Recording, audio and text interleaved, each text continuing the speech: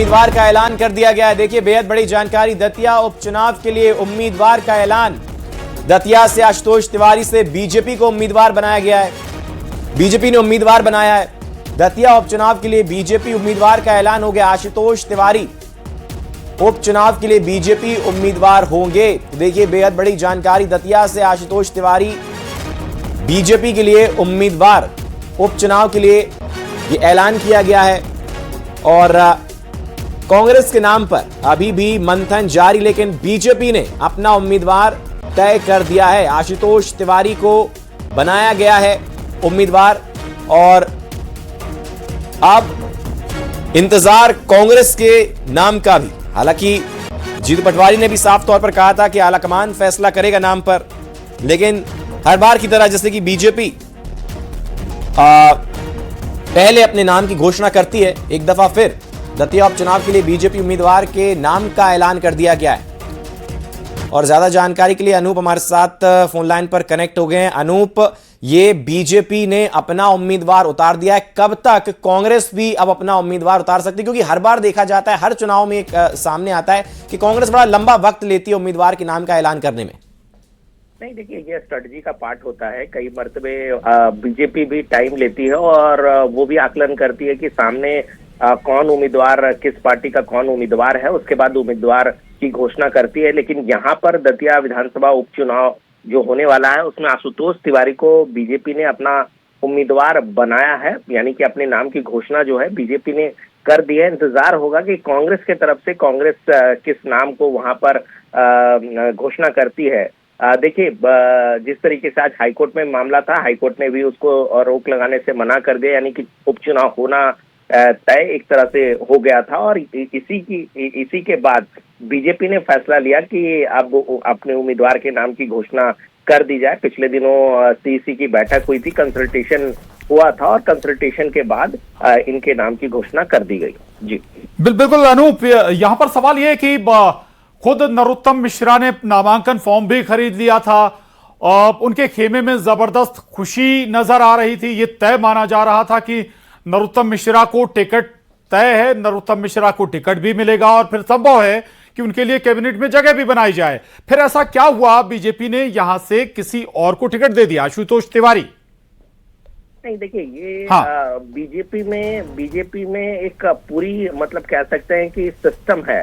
हाँ। बीजेपी एक तरफ प्रदेश यूनिट से नाम का पैनल मांगती है और उसके बाद बजाबता देखिए यहाँ केंद्रीय चुनाव समिति और पार्लियामेंट्री बोर्ड है जो हर लिहाज से, हर तरीके से उम्मीदवार के नाम पर चर्चा करती है और उसके बाद फैसला किया जाता है। यहाँ पर आपको बता दूं कि यहाँ कोई एक उम्मीदवार या कोई एक नेता खुद को उम्मीदवार नहीं बना सकता। यहाँ पर एक सेंट्रल इलेक्शन कमेटी है जिसमें खुद प्रधानमंत्री नरेंद्र मोदी हैं, इसके अलावा बीजेपी के राष्ट्रीय अध्यक्ष नितिन नवीन है, इसके अलावा गृह मंत्री अमित शाह हैं। एक पूरी टीम है। उस टीम के द्वारा किसी के उम्मीदवार के नाम की घोषणा की जाती है।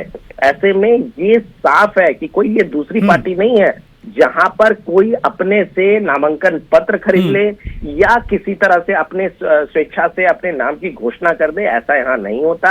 यहाँ पर पूरी सिस्टम से नाम की घोषणा होती है और बीजेपी ने आधिकारिक रूप से अभी नाम की घोषणा की है। ऐसे में कोई दूसरे नाम पर बात करना भी ठीक नहीं कहा जा सकता। अब ये उम्मीदवार होंगे और ये चुनाव लड़ेंगे। बिल्कुल, राजीव मिश्रा भी हमारे साथ जुड़े हुए हैं, लेकिन उससे पहले एक सवाल अनूप आपसे और है मेरा, ये कि ठीक है पूरी प्रक्रिया है, बीजेपी में एक पूरी कमेटी और जो तय करती है कि आखिर उम्मीदवार क्या होगा, सब प्लस माइनस सारी चीजें खंगाली जाती हैं।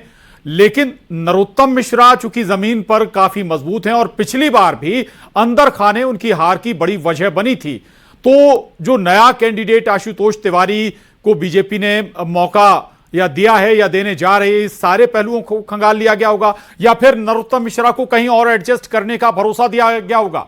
थोड़ा हाइपोथेटिकल सवाल है। देखिए मैं आपको बता दूं कि ये बीजेपी है।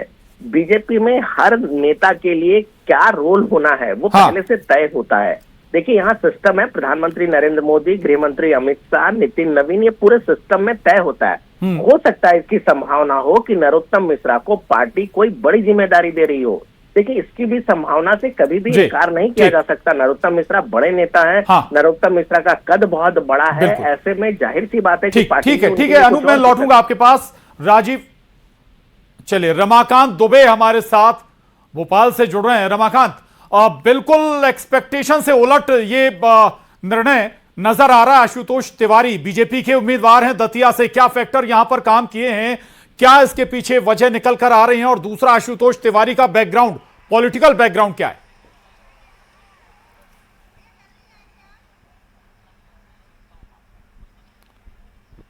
रमाकांत, आवाज आपको मिल रही है? चलिए रमाकांत के बाद आवाज आपके आ रही है। मैं आपको बता दूं कि जी, देखिए, हाँ, जिस तरह से जो है वो आशुतोष तिवारी का टिकट फाइनल किया गया है बीजेपी की तरफ से, वो संघ से जुड़े हुए नेता हैं और काफी मजबूत पकड़ रखते हैं ग्रामीण अंचलों में, इसीलिए शायद उनको जो है वो बीजेपी ने अपना उम्मीदवार दतिया से बनाया है। लेकिन जब तक चर्चा जो है नरोत्तम मिश्रा की चल रही थी, कद्दावर नेता है, पूर्व गृह मंत्री रहे हैं, वो उन्होंने नामांकन फॉर्म भी खरीद लिया था, लेकिन पार्टी की तरफ से आखिरी समय तक उनका नाम तय नहीं किया गया था। और अब जो नाम तय किया गया है वो आशुतोष तिवारी का नाम है। संघ से जुड़े हुए बताए जा रहे हैं, साफ छवि रखते हैं और ग्रामीण एरिया में उनकी मजबूत पकड़ है। इसके चलते ही बीजेपी ने उनको शायद दतिया से उपचुनाव में टिकट दिया है, उनको उम्मीदवार घोषित किया है। लेकिन इसे नरोत्तम मिश्रा के लिए बड़ा झटका माना जा सकता है, क्योंकि वो तैयारी भी कर रहे थे, काफी समय से सक्रिय भी थे और उपचुनाव के बाद लगातार जनता से माफी मांगने की बात भी कह रहे थे और उनको पूरी उम्मीद थी कि पार्टी जो है उन्हीं पर दांव लगाएगी दतिया उपचुनाव में। लेकिन अब एक नया चेहरा आशुतोष तिवारी जो है दतिया से बीजेपी के उम्मीदवार होंगे उपचुनाव में और ये नाम जो है पार्टी की तरफ से तय भी कर दिया गया है। जी ठीक है, मैं लौटूंगा आपके पास। यशपाल सिंह सिसोदिया जी, पूर्व यशपाल सिंह सिसोदिया जी बीजेपी से हमारे साथ जुड़ रहे हैं। यशपाल जी, आशुतोष